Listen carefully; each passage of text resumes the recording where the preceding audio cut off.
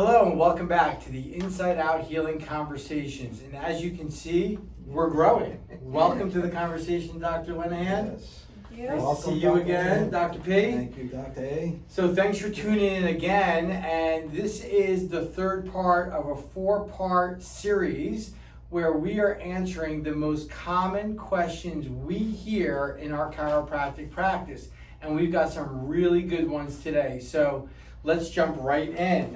So the first question is going to go to you, Dr. P. All right. My spouse seems to need adjusting less than I do. How come?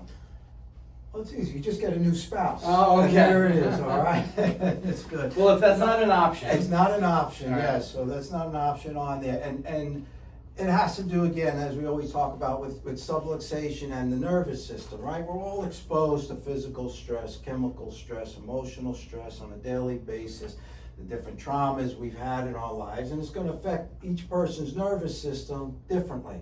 So how well each person handles that particular stress is going to determine how often they need to get adjustment. But it's not a competition. Right. Right? You're not in competition with your spouse. Everybody is doing their own individual healing. Everybody is on their own journey. And so that journey is going to be different depending on an individual's past and how well they're handling the present.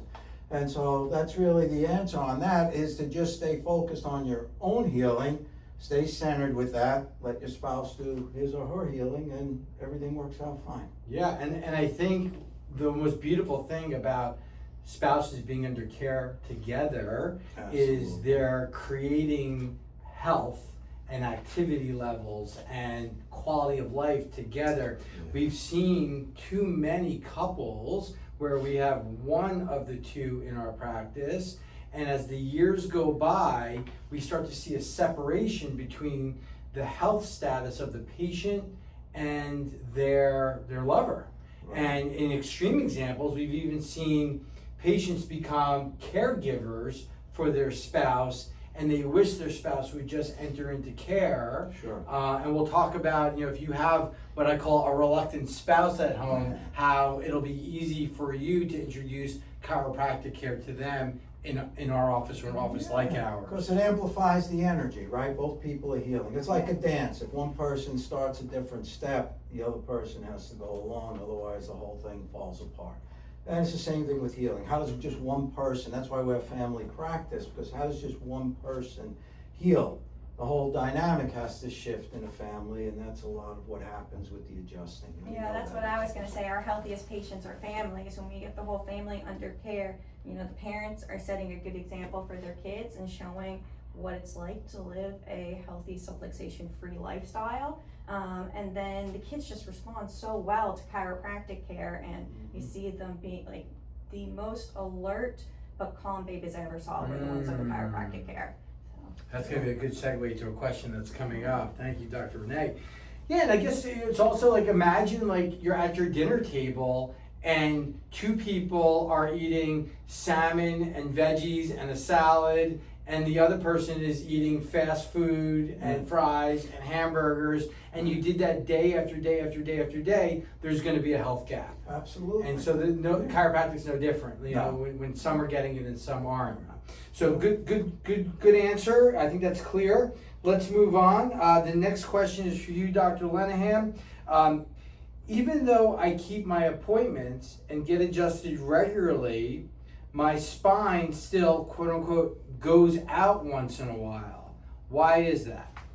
Because you're a living, breathing person living in a world with gravity and stress. Okay. I mean, like when we do the adjustments and we remove subluxation from the system, it builds resiliency. And so oftentimes the back going out, as people feel, they find that happens less and less over time because the whole system gets stronger and is able to handle that. But in the same way that you brush your teeth every morning, you still eat food and you have to go back and brush your teeth and take care of it. And maybe one day you went and you bit down on like the Pop Rocks or the really hard candy and your tooth hurts. It's not that you had a failure in your teeth, it's just some different structures happening in your life. A trauma happened, or you were sitting at your desk too long, different things happen. And so that's why it's important to have regular chiropractic care to keep the strength within your nervous system to help process the subluxations as they come and clear them out. So that way the nervous system stays strong, healthy, and resilient for longer. Yeah, so that makes sense. And when people have a setback who are under regular care, what we all notice is their ability to bounce back, which talks about resiliency or adaptability. Like usually it's just a couple visits or a couple weeks, whereas when we meet a new patient who's been struggling with something for a chronic period of time, like 1 year, 2 year, 10 years, like it could take quite a bit of time to reverse that process. So it doesn't mean that because we're under chiropractic care, like we never feel anything in our spine ever again. Right. Even your chiropractors Right. do. Right. But we tend to get through it really quickly. Do you have anything to add to that? Yeah, and that's really, I always get a kick out of that statement too. My back went out. I'm like, where did it go out to? Did it go out to dinner? Did it go out to the movies? It's really understanding again that we're not back doctors, we're nervous system doctors, and that the tension that builds up, and to Dr. Lenahan's point, as people experience that, even though you're getting adjusted, you're still exposed to the stressors of life. And it's getting that consciousness of, okay, what just happened in my life? Did I have some physical stressor? Did I not eat right? Did I drink too much? Did I, just have a stressful emotional event? And it's bringing that patient back to their own consciousness and awareness in their life to say, look, yeah, you're not going to be perfect. Where we just adjust them and they stay like that the rest of their life. They're still exposed to life itself. And understanding that and getting that connection of, oh, I notice every time I have an argument with my spouse or with my parents or I'm stressed out on my job, I wake up with neck pain the next morning. And it's not about treating the pain, it's about connecting with the stressor. And so that you can become, doing your own internal healing. Yeah, another good point. You may have to, it may not be enough to just get adjusted. You may have to identify the things that are bringing on your subluxation, and fix those. All right, great answers. Let's keep moving on. The next one is for you, Dr. Perrella. What do you think about Rolfing, massage, and acupuncture? Yeah, I mean, they're great therapies. I'm not a Rolfer or an acupuncturist or a massage therapist, so I'm not the person really to ask on that. I'm the person to ask about chiropractic. All three of us, we see this every day in the office as people ask, should I get massage therapy or get some Rolfing or get some acupuncture? These are great healing modalities. And where we get concerned a lot of times when the person's doing that because they want to alleviate some sort of symptom. Because we know that, this alleviation of symptoms, the symptom's the alarm, right? And we don't want to show up at the fire and pour water on the alarm. We want to get to the underlying cause. And we know that the major underlying cause of whatever the person is experiencing is subluxation. And these can be adjuncts outside the office if somebody has an acupuncturist they want to work with, or massage therapist or Rolfer.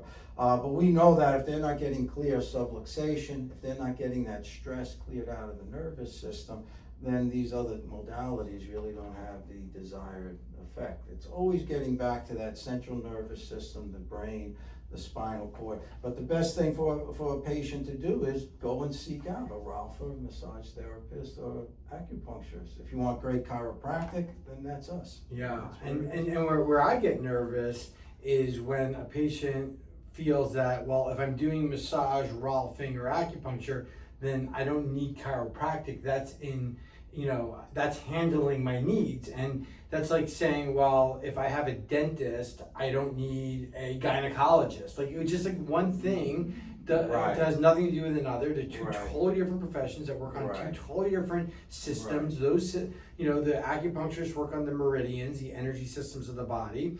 The massage therapists and the Rolfers are working on soft tissue or muscle or tendons or ligaments. But none of them are working on spine and nervous system. So they're not, to your point, they can be an adjunct, and so is taking vitamins and drinking water. Like, you just want to do the things that are good for you. But I would also recommend that you find the best massage therapist and the best Rolfer and the best acupuncturist and ask them what they think. Because it would be like you wouldn't ask your primary care physician, like, what do you think about chiropractic?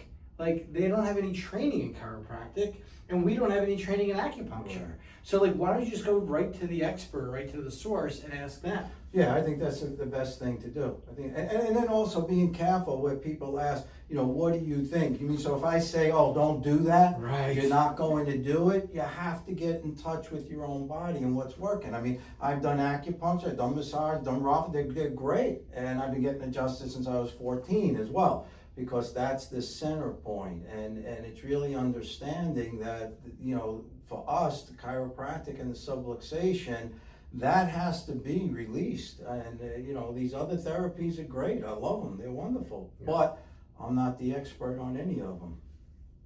Good with that? Yeah. Okay, cool. Well, the next question for you, Dr. Lenahan, is hold on, here it is. What can I do to strengthen my spine?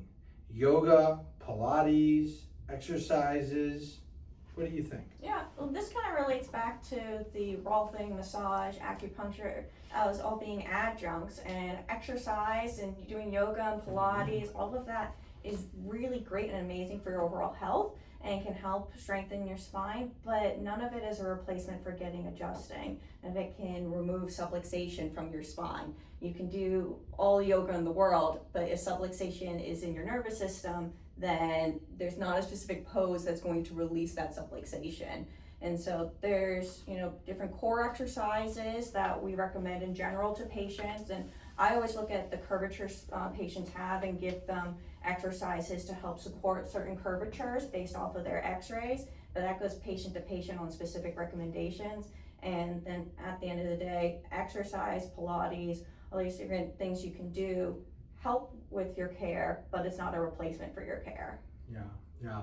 And you can't exercise a subluxation away. You can't say, oh, I don't need to go to chiropractic because I joined the gym. Right. Like, again, it's just one thing has nothing to do with another. Now, I'll tell you, people who are taking care of their fitness level, people who are strong, people who are working on their mobility and flexibility, they're going to do better with their chiropractic care because the tissue resilience is better. Right. They're not going to get injured as much. So in that way, it supports the chiropractic care, but it'll never replace it. Would you agree? Right. Oh, absolutely, Yeah. absolutely. Yeah. Because again, we're dealing with the central nervous system, getting the brain, getting the spinal cord, the nerves, everything to function fully and optimally. And that helps in the gym, that helps in yoga, that helps in Pilates. And, again, these are all great things. But again, it's not going to release subluxation. It's not a direct release of that subluxation. That's Sure. not going to happen. There's only the one thing that does that. It is chiropractic. Yeah, oftentimes we have patients that come in and they've got really tight traps, or their low back feels like really tight or sore, different things.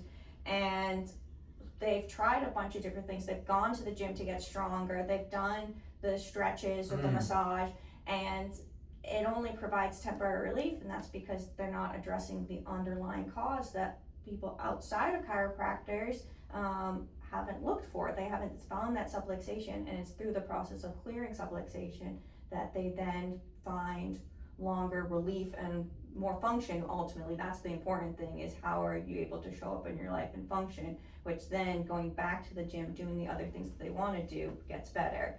Find health builds on health. So if you're stronger, both in like your muscle strength, cardiovascular health, that's going to support your adjustments, but it can never be a replacement for your adjustments.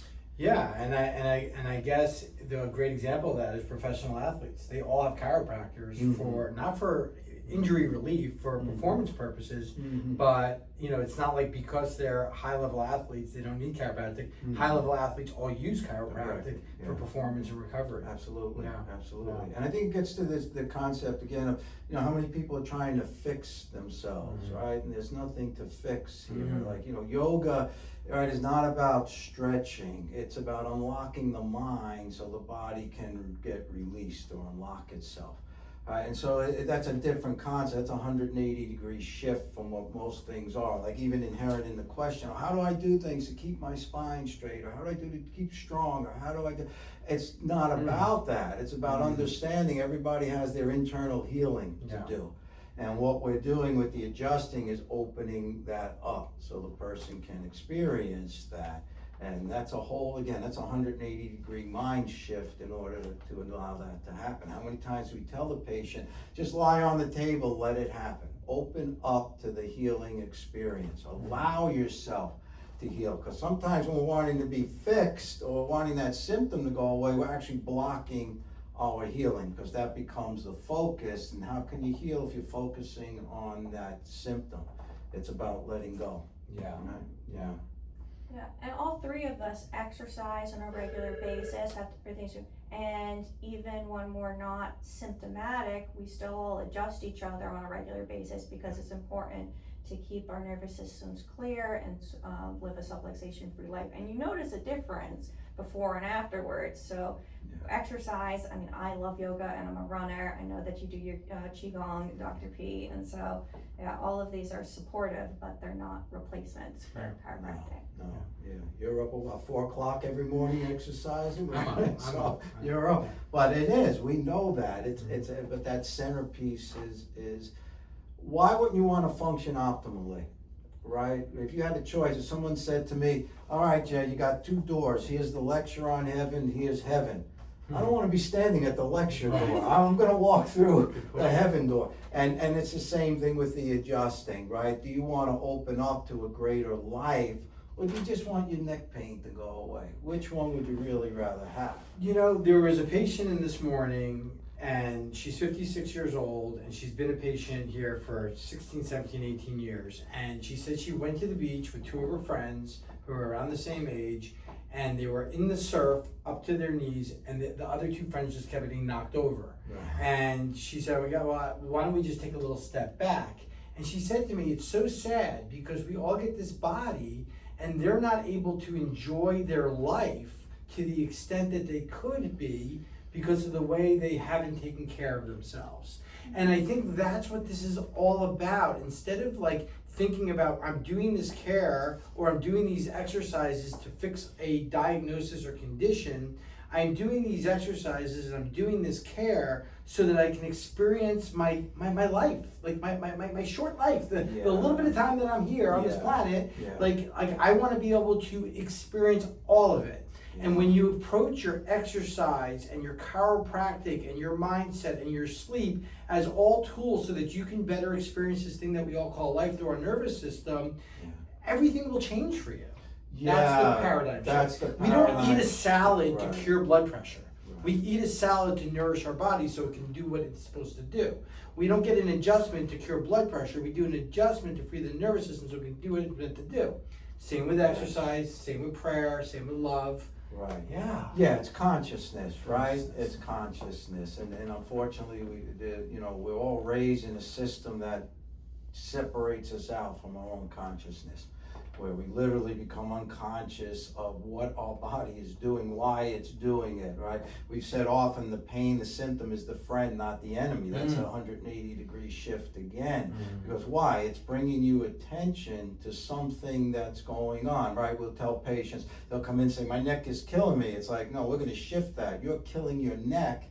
It's letting you know about it. So that brings consciousness to it, to say what's going on in your life. And accountability. And accountability.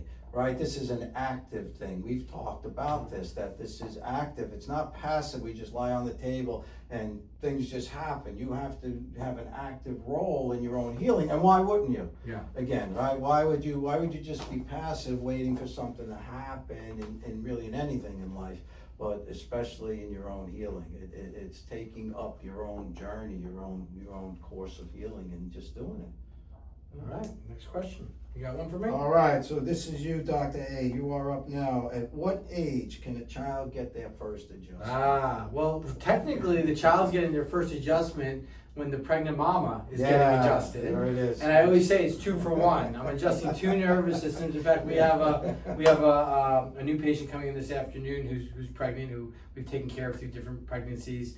and she's coming back today because she knows the importance of keeping her nervous system clear for the growth and development of the baby, and then eventually for the birthing process, because the research shows and our experience shows that when the pelvis is balanced, the back labor is going to go down, the duration of the labor is going to go down, and the pelvis is changing position as the mother is growing and holding all of this weight, and the ligaments are starting to get looser because there's a hormone called relaxin, and so pregnant mamas need this care more than anybody. They're like number one, front of the line, pregnant mama. Second most important person that is for chiropractic care is the baby. Why? Well, we know how fragile their brain and their spinal cord are. We know how important they are in their growth and development. I mean, when, just a week before the baby was born, we're telling the mom, like, don't eat fish and don't do this and don't do that and don't do this because of the baby. And then the baby is born, and the growth and development doesn't just stop because it was born. Like, it's going to really take off. And the brain and the spinal cord are responsible for the growth and development of that child. And unfortunately, there is an epidemic right now of neurodevelopmental disorders. Mm-hmm. This is literally the sickest generation with nervous system diseases. Mm-hmm. And if we can keep this connection between the brain and the body clear, especially in the upper neck. So if you hold a newborn, the first thing you do is you support its head, because you know that they don't have the muscular control yet to hold their head up. That's why we put them in carriers and things like that, which also subluxate them, right? Because they're always on their back, they're always in the letter C. We're changing their diapers, we're picking their feet up, and we're bending their neck the other way. And just during the delivery, the 180-degree turn of the neck, like you would never do that to a baby after the baby was born, but the OB, they have to do that to clear the second shoulder. Mm-hmm. And if it's a C-section, it's even more pressure because there is axial distraction. So it's literally like picking the baby up by their neck. And if you ever watch a video, it's something like this.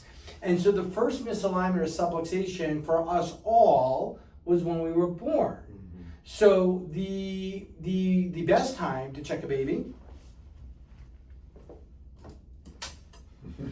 So these are my babies. They're not really babies anymore. So Jade was adjusted at 2 hours young. She was my first. 2 hours. They cleaned her up. They checked her out. She got her APGAR score. They put her on mom. She latched, and then Dad finally got his chance. Easton got checked at 20 minutes. He had the cord wrapped around his neck 4 times and was blue, and I wasn't waiting. And so we joked that, he got an adjustment first, but really hers came first because she's a bit older.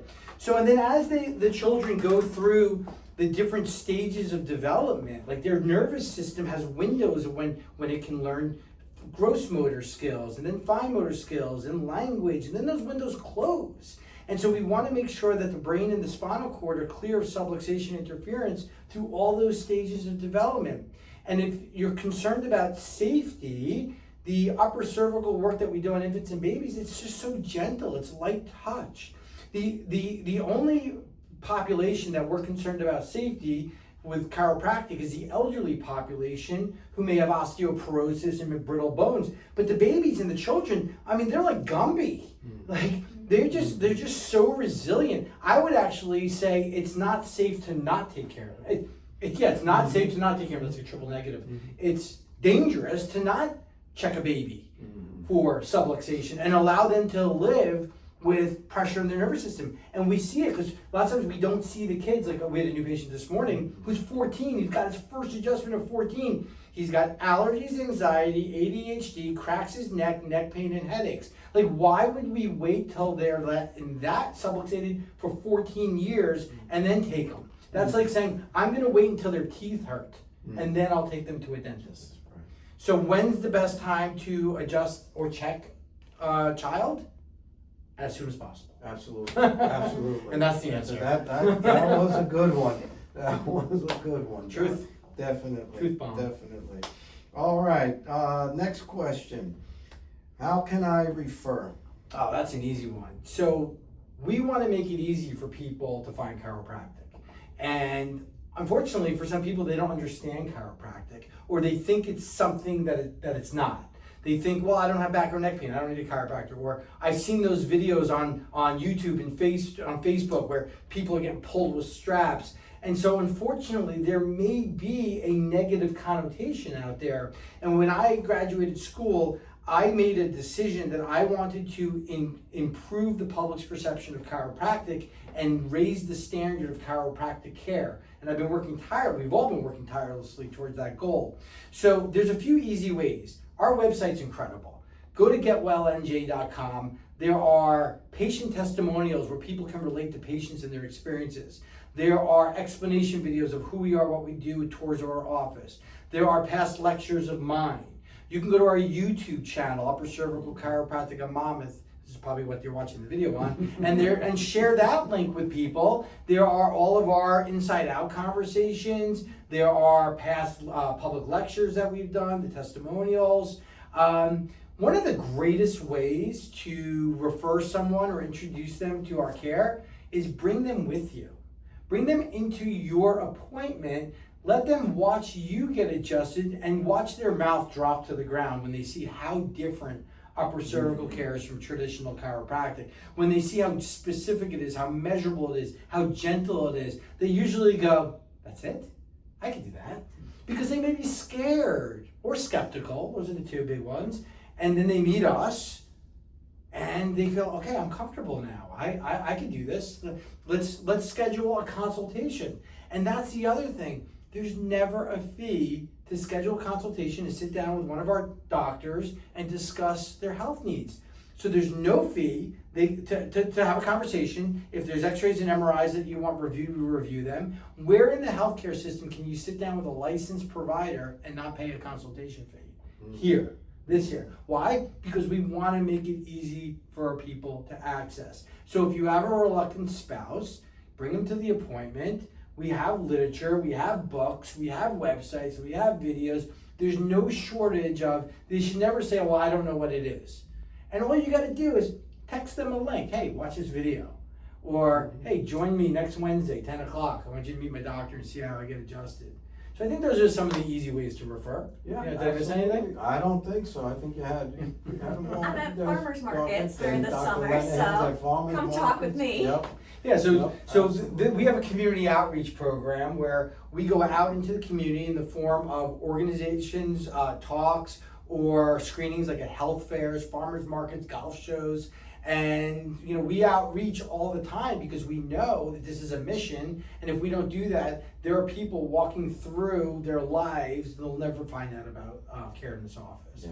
So if you have a club, organization, temple, synagogue, mosque that you bring speakers into, I've spoken at gigantic churches and synagogues, and any of us are willing to come out and do a 30-minute lecture and meet your community. So at your senior center, wherever, we're always game for that. Absolutely, absolutely. Yeah, it's really because it is different that people need to hear it and to understand it, because it is that shift in a mindset. We say all the time, this is a different paradigm. It is not symptom care, it's not medical care, it's not trying to eradicate something. It's about people living to their fullest potential, and that's the shift in the mind. Is do you want to function optimally? It's not just words, it's what happens when you get regular chiropractic adjustments. And that, the question of, when do you have your first adjustment? Well, when do you want your kid functioning optimally? That's the time to give them the first adjustment. And it's just getting the word out. We do these inside out conversations. We go out into the community. One of the things, and this, and I'm really looking to bring to people, is chiropractic to the addiction and domestic violence and sexual assault community. These centers that are helping people recover from these horrible traumas, because I think that chiropractic is a big part in helping the people to heal from these, literally life-changing and altering events. So Certainly a noble cause, and as you can see, who's chiropractic good for? everybody. So, you know, we wish for all of you is a life of abundance. We want you to be able to walk into the ocean and take a swim if that's what you desire. And we're here to support all of you in your health journey. So thank you for tuning into our Inside Out conversation. Thank you, Dr. Perrella, for your endless wisdom. And welcome to your Yes. inaugural Thank you. episode, yes, Dr. Lenahan. and come see Dr. Lenahan at the farmers markets, definitely. Excellent. All right, we'll see you soon, everybody. Have a great All right. day.